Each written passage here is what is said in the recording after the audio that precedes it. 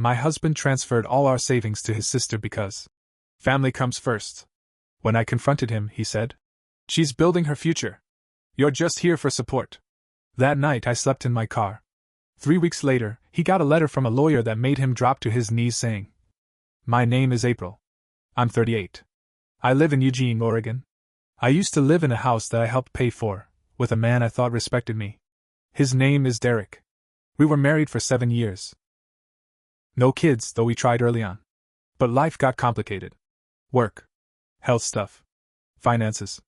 We talked a lot about our future. Buying a cabin in the mountains. Maybe traveling after 40. We made a plan to save, both of us. We weren't rich, but we were doing okay. Every month we put money into a joint savings account. That money was for our future. Emergencies. A down payment. Retirement. Until Derek decided it wasn't. It was a Friday evening. I was at home watching a show while Derek was working late.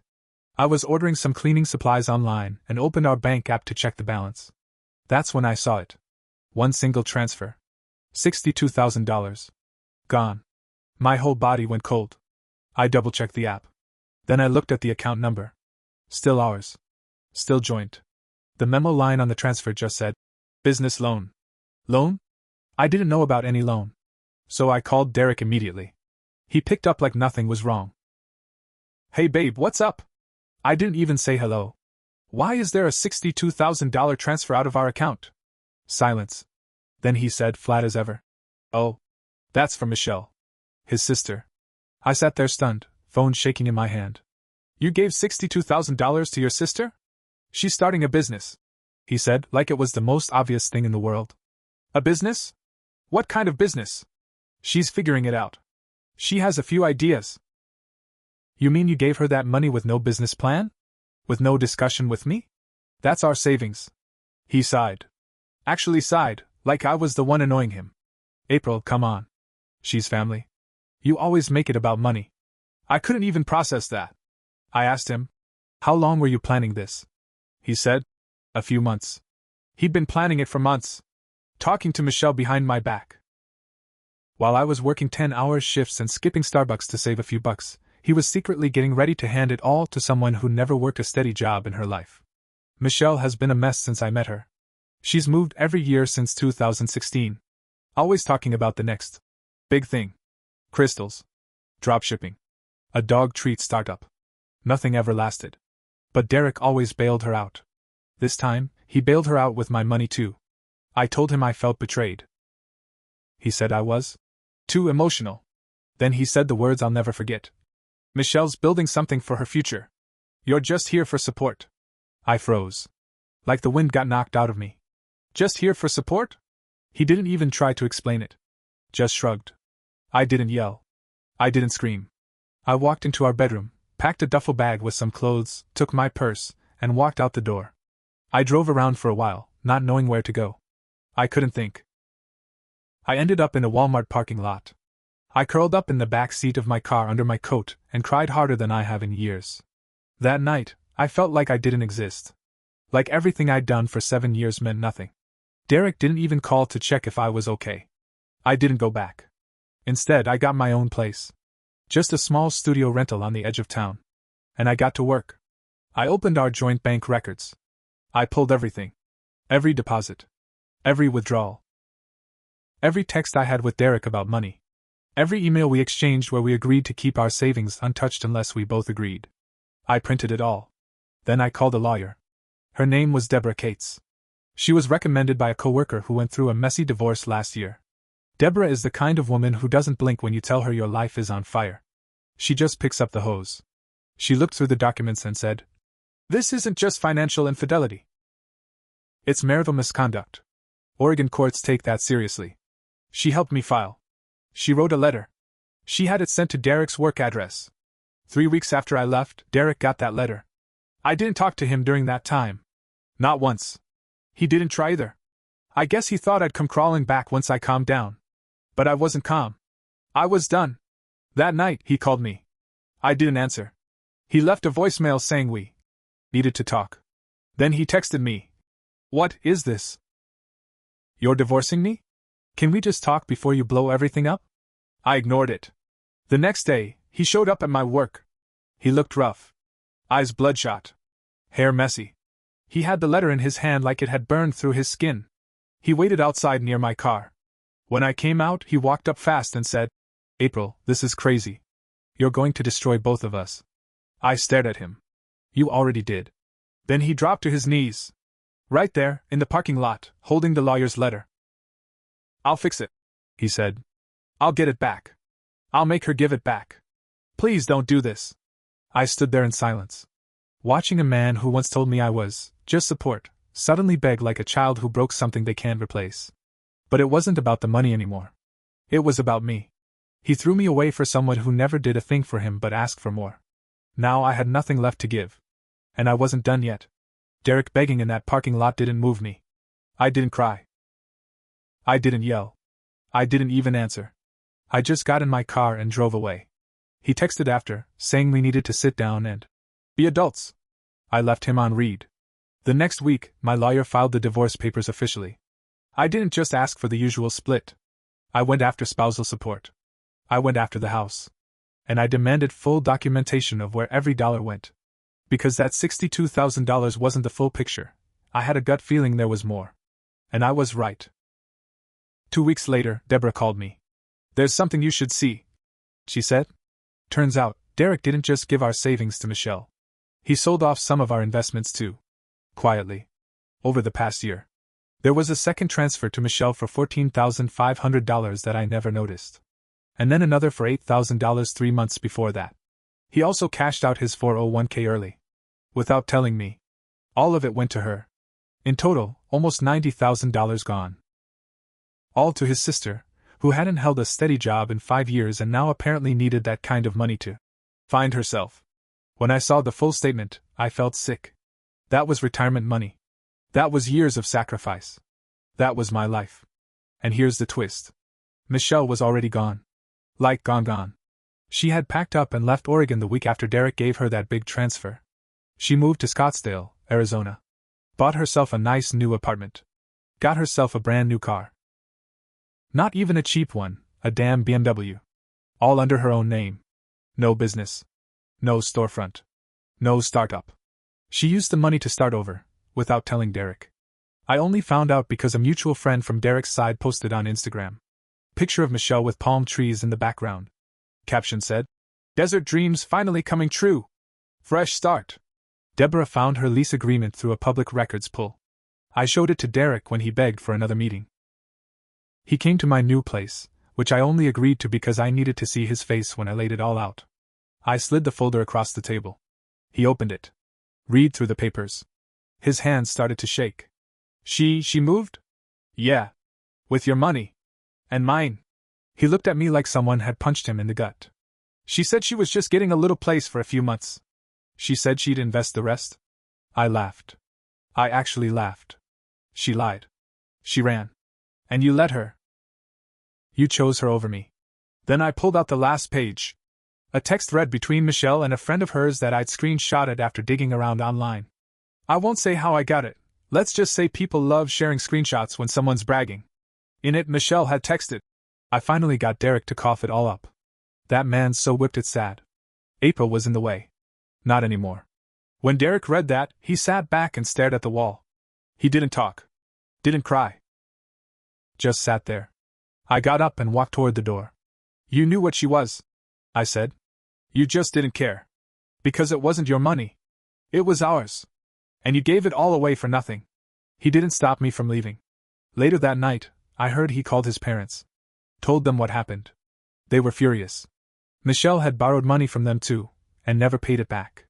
Apparently, she told them she was moving to Arizona for a job with a tech company. A lie.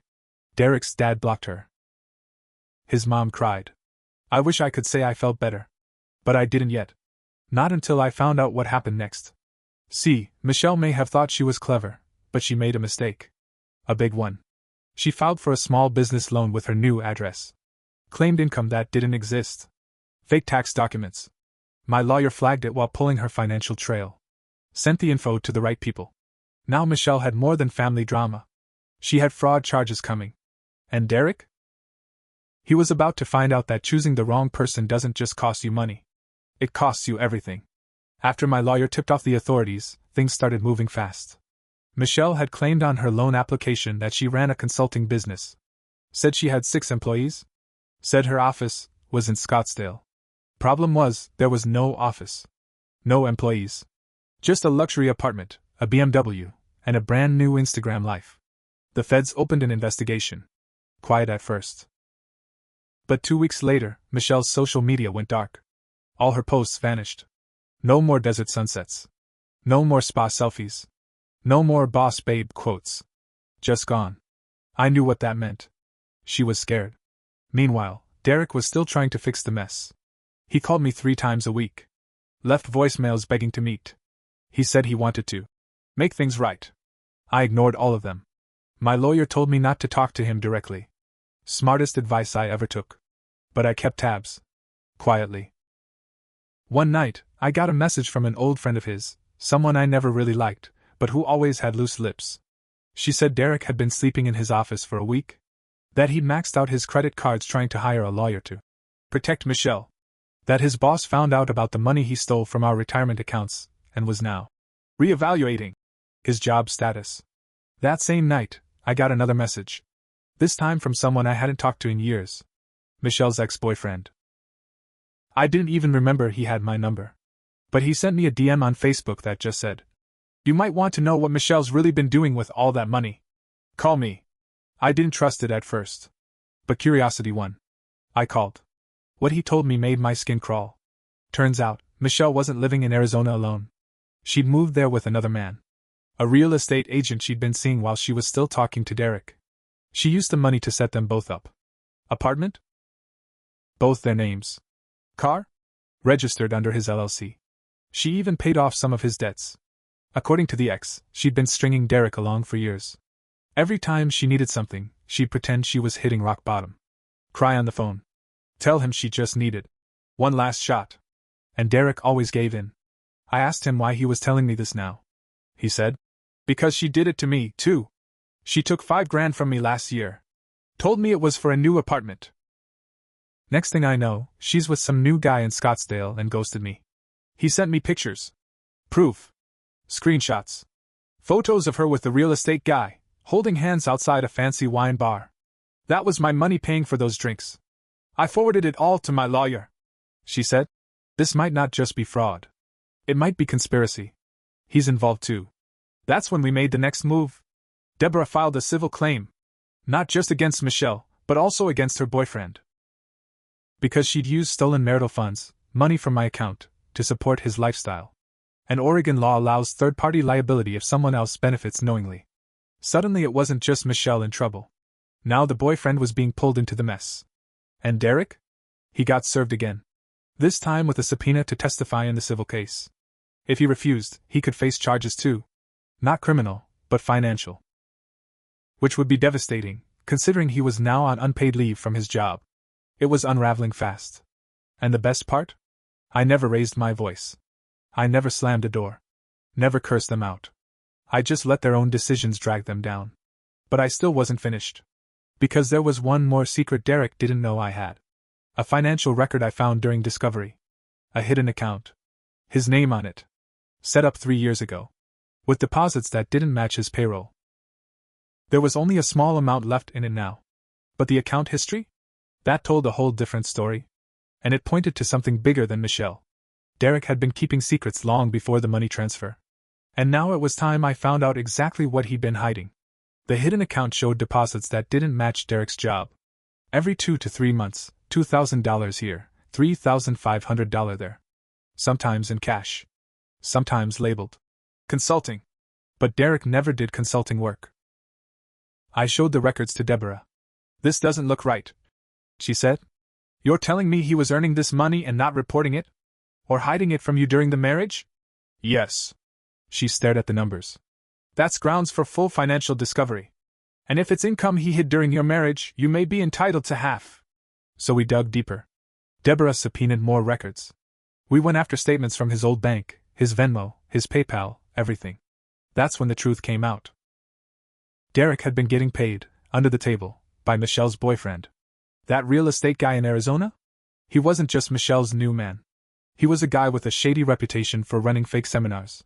Real estate boot camps that tricked people into paying thousands to get rich quick. It was barely legal and mostly garbage. Turns out Derek had been helping him build the courses, ghostwriting scripts, designing flyers, even lying on LinkedIn to pretend he'd been a successful property flipper. He'd been feeding Michelle's boyfriend fake testimonials using burner emails, helping him sell garbage to desperate people. That consulting money was dirty. And worse, Derek had used our house as collateral for a short-term loan last year. Without telling me. Another $20,000 risk. Quiet. Buried in the fine print of our mortgage. If Michelle hadn't run off, if this mess hadn't blown up, I would have never known. I felt sick. I wasn't just betrayed. I was used. Over and over. By a man who looked me in the eyes for 7 years and told me we were building a life together. So I decided to make sure he'd never rebuild his. The divorce finalized a few weeks later. I walked out with 75% of the remaining marital assets, full ownership of the house, spousal support for 5 years, and a judgment that Derek was liable for all the money given to Michelle, because he acted without marital consent. It added up to $89,000. He didn't have it. So the court gave me a lien on any future earnings over $70,000 a year until the judgment is paid. Which means he's now stuck at low-income jobs, because anything higher, and I start collecting. Poetic justice. But that wasn't the end. The fraud case against Michelle? It blew up. Turns out she'd filed false income claims on 3 separate business loan applications. That triggered federal wire fraud and tax evasion investigations. The real estate boyfriend was named as a co-conspirator. They froze her accounts. She lost the car, the apartment. And the day she got arrested in Arizona, she was at a wine bar, again, posting about mindset and freedom. I watched the arrest video online. Someone nearby filmed it. She screamed, cried, tried to tell them it was a mistake. But they had her name, her records, her lies all printed out. She's now facing up to 5 years. And her boyfriend? Got hit with his own lawsuit from former seminar victims. He folded fast. Filed bankruptcy.